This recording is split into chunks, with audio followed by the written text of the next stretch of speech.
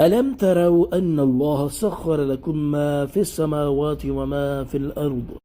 ترجمہ کنز عرفان، کیا تم نے نہ دیکھا کہ جو کچھ آسمانوں اور زمین میں ہے سب کو اللہ نے تمہارے لیے کام میں لگا رکھا ہے. وَأَسْبَغَ عَلَيْكُمْ نِعَمَهُ ظَاهِرَةً وَبَاطِنَةً، اور اس نے تم پر اپنی ظاہری اور باطنی نعمتیں پوری کر دیں. وَمِنَ النَّاسِ مَن يُجَادِلُ فِي اللَّهِ بِغَيْرِ عِلْمٍ وَلَا هُدًى وَلَا كِتَابٍ مُنِيرٍ، اور کچھ لوگ اللہ کے بارے میں جھگڑتے ہیں حالانکہ انہیں نہ علم ہے اور نہ عقل اور نہ کوئی روشن کتاب. تفسیر صراط الجنان. اس سے پہلی آیات میں حضرت لقمان رضی اللہ تعالیٰ عنہ کی ان نصیحتوں کا بیان ہوا جو انہوں نے اپنے بیٹے کو فرمائی، اور اب یہاں سے وہ نعمتیں ذکر کی جا رہی ہیں جن سے اللہ تعالیٰ کی وحدانیت اور قدرت پر استدلال ہوتا ہے. چنانچہ ارشاد فرمایا کہ اے لوگوں، کیا تم نے نہ دیکھا کہ جو کچھ آسمانوں میں ہے جیسے سورج، چاند اور ستارے، اور جو کچھ زمین میں ہے جیسے دریا، نہریں، کانیں، پہاڑ، درخت، پھل، چوپائے وغیرہ، ان سب کو اللہ تعالیٰ نے اپنی کامل قدرت سے تمہارے لیے کام میں لگا رکھا ہے، جس کے نتیجے میں تم آسمانی چیزوں سے نفع اٹھاتے ہو اور زمینی چیزوں سے فائدے حاصل کرتے ہو. وَأَسْبَغَ عَلَيْكُمْ نِعَمَهُ ظَاهِرَةً وَبَاطِنَةً، اور اس نے تم پر اپنی ظاہری اور باطنی نعمتیں پوری کر دیں. یہاں ظاہری اور باطنی نعمتوں سے کیا مراد ہے، اس کے بارے میں مفسرین کے مختلف اقوال ہیں.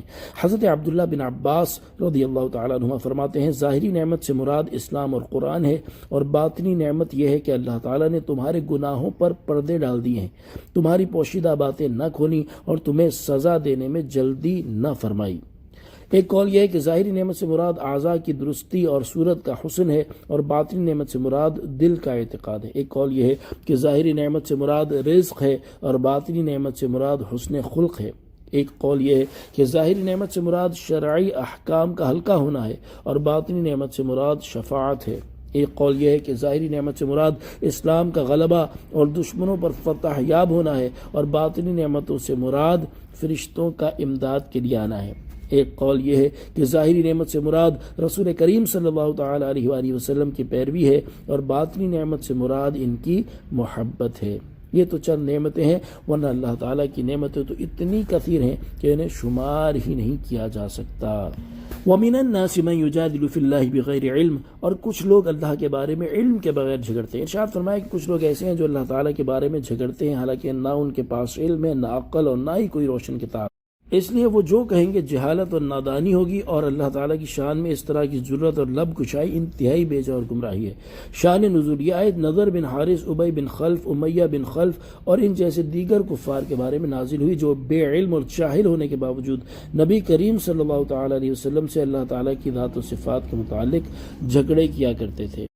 اس آیت سے معلوم ہوا کہ علم کے بغیر دینی احکام اور مسائل میں بحث نہیں کرنی چاہیے. اس سے ان لوگوں کو سبق حاصل کرنا چاہیے جو علماء اور مفتیان کرام سے مسائل پوچھنے آتے ہیں، اور جب انہیں اپنی پسند اور مراد کے مطابق جواب نہیں ملتا تو وہ جاہلوں کی طرح جھگڑا شروع کر دیتے ہیں. یاد رہے کہ ایک عالم اور مفتی کی ذمہ داری شریعت کے حکم کو بیان کرنا ہے، جبکہ عوام کی ذمہ داری اس حکم کے مطابق عمل کرنا ہے، نہ کہ بحث کرنا. اور جاہلوں کی طرح جھگڑا شروع کر دینا تو کسی مسلمان کی شان نہیں، بلکہ یہ تو کافروں کا طریقہ ہے. لہذا اس سے ہر مسلمان کو بچنا چاہیے. صلو علی الحبیب صلی اللہ تعالی علی محمد صلی اللہ تعالی علیہ وآلہ وسلم.